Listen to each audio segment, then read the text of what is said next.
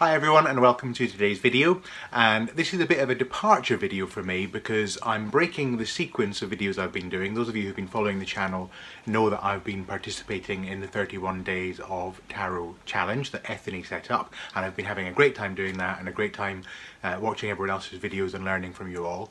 But I thought I would break from that because I've been meaning for a while to do a video or a series of videos on the broad topic of tarot tools. So really about the tools that I find most useful in using tarot, whether that be particular decks or processes or traditions or spreads or books or what have you.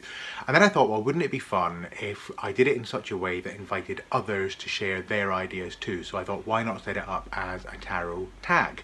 And I know that a number of you are coming to the end of 31 Days of Tarot, so yeah, I thought that might be quite good fun for us all to jump onto another tag. I've not done one before, so I'm not quite sure what I'm doing, but I'll give it a go and see what happens.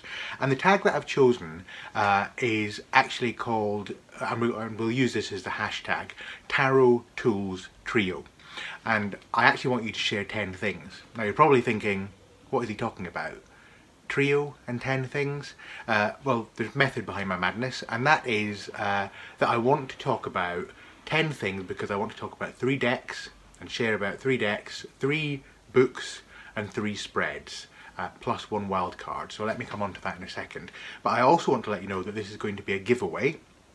So I think what we'll do is we'll set this up for a month, and everyone who participates in the challenge or in the tag and uses the hashtag Tarot Tools Trio will be entered into a giveaway, a draw. So what I'll do is I'll make a note of all of the channel names of everyone who does this tag, and at the end of the month I will randomly pull a name or a channel name, and the prize winner will get their choice of either the Navigator's Tarot of the Mystic Sea deck, which has been opened but hasn't been used, and also the Sun and Moon Tarot in a tin. So if you win this, you'll get your choice of one of these, and whichever one you don't choose, I'll put back into the pot and we'll use that for another tag in the future.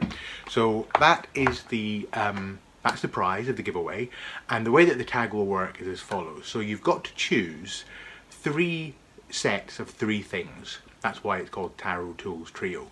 And the first set of tools I want you to choose is your 3 favourite decks. So what are the 3 decks you would take with you if you had to be out and about and you didn't have access to your full library of tarot decks, but you needed them you needed to use tarot in an emergency. Somebody needed help from you or you needed some guidance. What are the 3 decks that you would make sure that you had with you? And then number 2, the 3 general books. So I don't mean little white books or books that are associated with particular decks, but what are the 3 general tarot books that you would always have in your library? If you were off travelling and you couldn't access your full library of tarot books, what would they be? What would those 3 books be?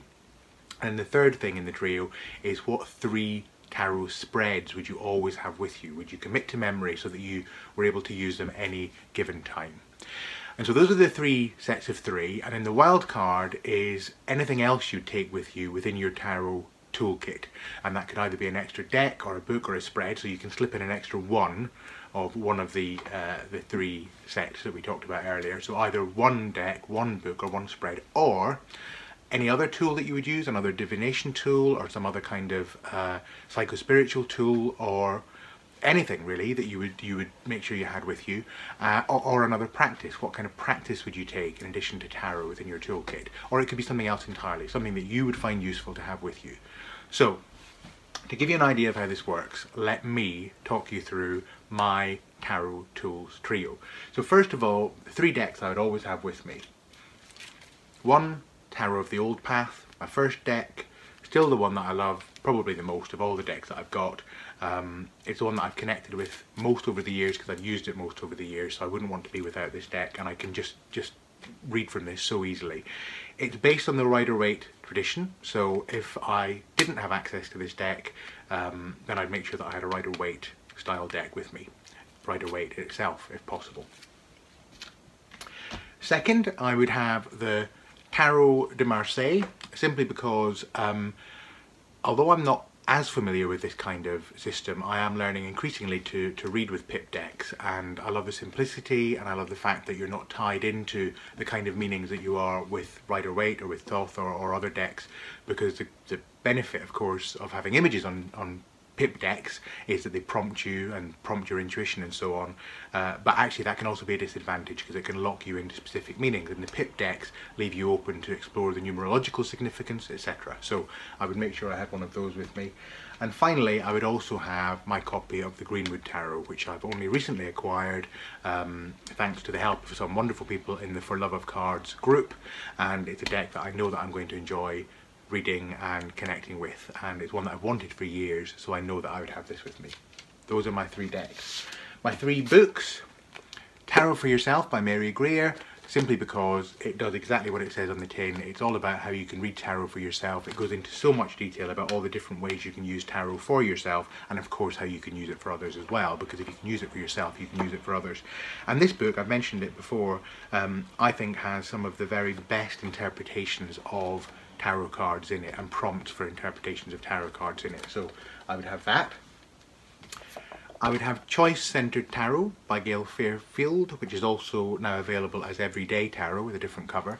And the reason for that is I think it just gives a very practical, helpful approach to the tarot deck. It doesn't become overly esoteric and overly complicated or overly mystical, but it does take a very respectful, in-depth approach to tarot and a very systematic way of looking at tarot and how to read with tarot. So that would be one I definitely have.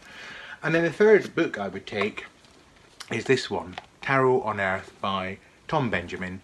And the reason for that is that I've only recently acquired this and I'm currently working through it, but I think it's just fantastic. I think the way that it breaks down the process of connecting with the cards, connecting with the meaning of the cards, connecting with the energy of the suits and the numerological meaning of the pips and all of those other things as well. It's just fantastic. It's so systematically put together and so entertainingly and lovingly written that I just think it would be a great and accessible book for anyone to have, whether you're a new tarot reader or a very experienced tarot reader.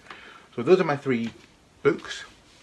Now for my 3 spreads, my first and favourite spread is the good old 2-card spread, and the reason I like the 2-card spread is that it just gives you so much flexibility. What I like about a 2-card spread is it's a bit like a conversation between 2 cards. You get the tension that's needed to generate some really interesting interpretations, and either you can look at these cards as a whole, so you can just look at the 2 images and interpret them jointly, or you can interpret them in relation to one another.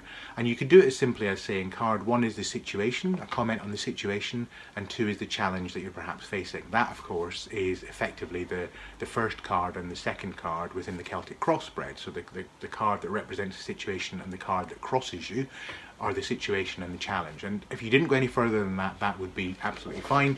But of course you can also apportion different meanings to the 2 cards. So it could be now and future, it could be me and other, it could be inner and outer, it could be what you want, it could be what you need, it could be what you have to have with you and what you could do without.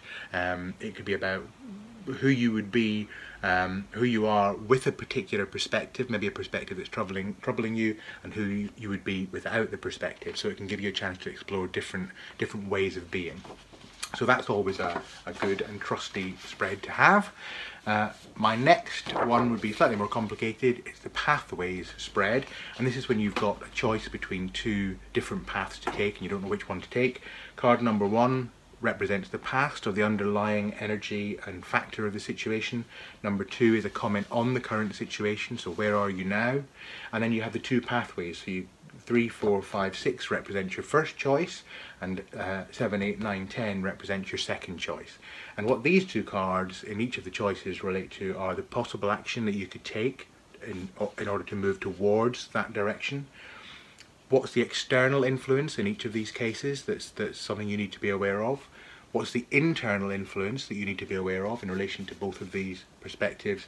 And what's the outcome in each of the 2 perspectives? And of course, if you want to be really clever, you could apply the 2-card reading to each one of these positions. So you could do a 2-card past, you could do a 2-card current situation, you could do a 2-card possible action for each of the 2 choices, and that would just add more richness to this spread. So that's that. And then finally, this spread is one that I've adapted from the website Interrobang Tarot, and I'll put a link down below because there's a free ebook on that site which is absolutely fantastic, and it's well worth worth having. It's called 8 Useful Tarot Spreads for Times of Resistance and Change, and this one is the toolkit spread. So I'm going to open up my toolkit now, and here is the toolkit spread. And the way that this works is you have 3 levels. The first level is the tasks that you have to perform in order to move forward, in order to find the resources that you most want to find.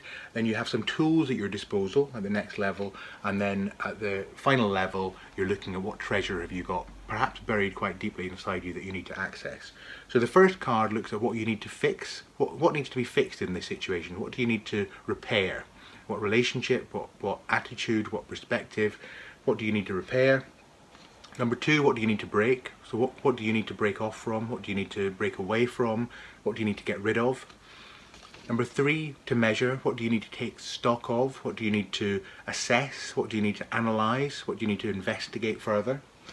And then when you move into the tools level, what talent are you perhaps ignoring that you have at your disposal? What talent can you make use of? What resource have you got at your disposal that you haven't tapped into yet? That's number 5. What skill could you be using that you know you already have, but you perhaps need to apply to this situation more consistently? Number 6. And then in terms of the treasure level, what's hidden? Number 7. How do you unlock that hidden thing? Number 8. And where do you apply what you've learned? Number 9. The toolkit spread, a 9-card spread, and again, if you wanted to, you could pull 2 cards for each of these positions to get that dynamic tension going. So there was a slight break in transmission there because I forgot to tell you about my wild card. You see, I've told you I've not done this before, so I can't even finish my own tag properly because I've forgotten to do it. So my wild card, what would my other tool be? Well, I think probably I wouldn't go for a divination tool because I've already got lots of tarot decks with me. So mine would be chakra meditations. Not because I'm particularly into working with chakras, but I just find that the process of meditating on each of the 7 chakras, maybe imagining, visualizing the colors or different notes and so on, and thinking about what each of the chakras represents is very relaxing and therapeutic. I've done it before job interviews, I've done it before stressful situations, and I've always found it really helpful. So that would be my wild card. So that's it, my tarot tools trio, and I'm really looking forward to hearing yours. Instructions below. I look forward to seeing what you come up with. I'll be back very soon. Take care. Bye.